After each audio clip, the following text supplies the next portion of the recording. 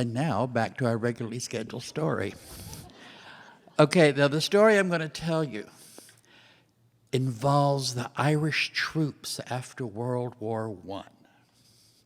Yeah, we can all think back that way. The thing is, not many stories are being told by the Irish who were in World War I or who were recorded for some reason, and I don't know why. So I did a little research into it, and I said, this is really cool. So the story, this is not one of their stories, this is one of my stories, but anyway, this is The Dark Elves Are Dancing. Oh, the dark elves are dancing and dancing and dancing. Oh, mortals, won't you come dance with them too? Ah, World War I was over. Thank you. The Jerrys had been defeated. The Turkish Empire was gone. Europe was divided up by the powers that won. And this one small battalion of Irish soldiers who were in the Queen's Guard all came from the same village. So they took their barge over from Liverpool and all that area and got back into Ireland. And where they landed, it was only 20, maybe 30 miles to their village. And as returning heroes, we are going to march. And we're going to sing. Oh, it's a long way to Tipperary, Tipperary. Right now, pack up your troubles in your old kit bag and smile, smile, smile. Mademoiselle from Armiteers, parlez-vous. Mademoiselle from Armiteers, parlez-vous. Mademoiselle from Armiteers, she hasn't been kissed in 40 years. Tinky dinky parlez-vous. And they would march and they would sing because they were going home. They were going to their families. And every night they would make a small campfire and sit around. It was a small group of men. And they would tell stories of their adventures. And they would remember fallen comrades. And there was a tear every once in a while. But they were going home. They were going to see their family. They were going to see their loved ones. Mademoiselle from Armiteers, parlez-vous. And then it began to rain. Because you know in Ireland it rains a lot. And the rain got heavier. And the thunder and the lightning and the wind, and it was going, and they were being soaked. They were looking around. Is there some place where they can hide? Some place with some sort of a roof? And there, right over there, on the top of that hill was the ruins of a castle. Maybe there were places in there that they could hide from the wind and the rain, and they would stay dry. Or as dry as they could get. And so they climbed up that hill, and when they got there,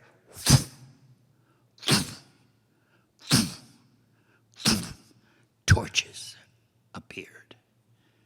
The castle was no longer a ruin. The doors of the castle were huge, heavy, and very well carved. And they looked around. The rain was pelting. We have to go in. We have to go in. Okay, so they put their shoulders against the door and they all opened the doors. And they walked in and it was dry. Torches appeared all the way down the hall.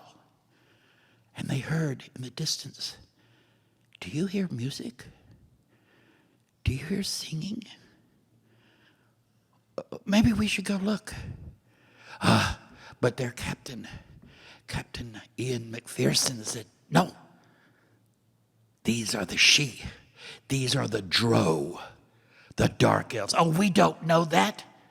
It could be somebody has bought the place and fixed it up. Let us go.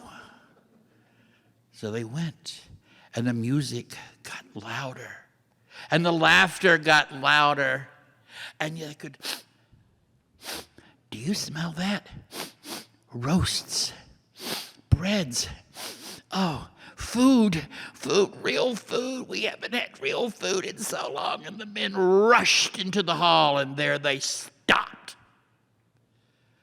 For there was a beautiful, long table, piled with fruits and vegetables and breads and cheeses and meats and sweet pies and savory pies, and there was great goblets of mead and big glasses of wine, and they were the most beautiful people they had ever seen.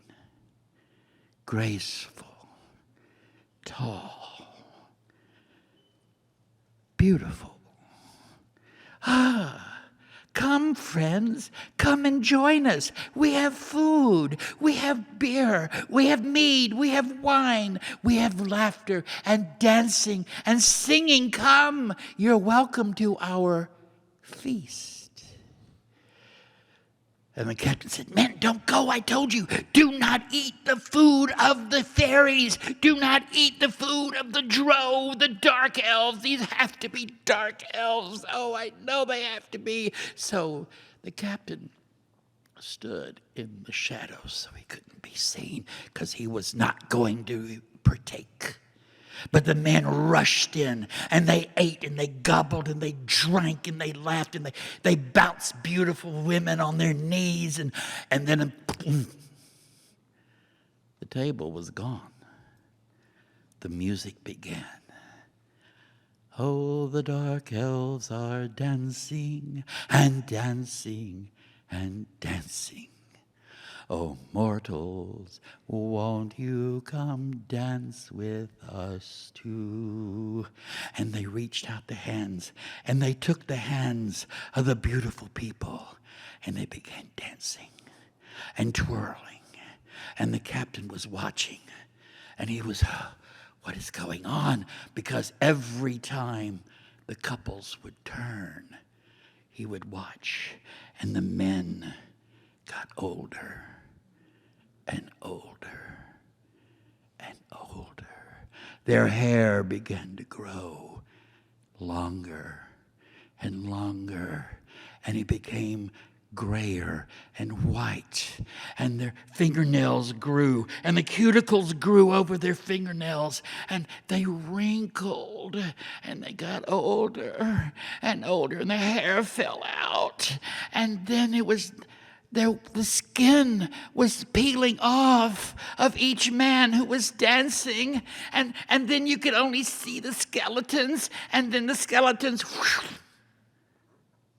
ashes, nothing left. And the captain, he saw this, and he also saw a beautiful, beautiful woman come walking towards him. Would you care to dance? And he looked at us and said, in the name of the Holy Virgin Mary, what the hell are you?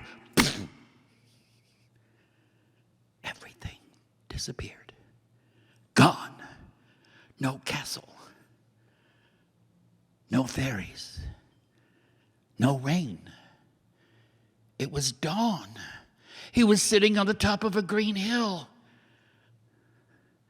And the only thing that he could find were the remaining name tags of all the men who had danced with the dark elves. He said, how am I going to tell their family?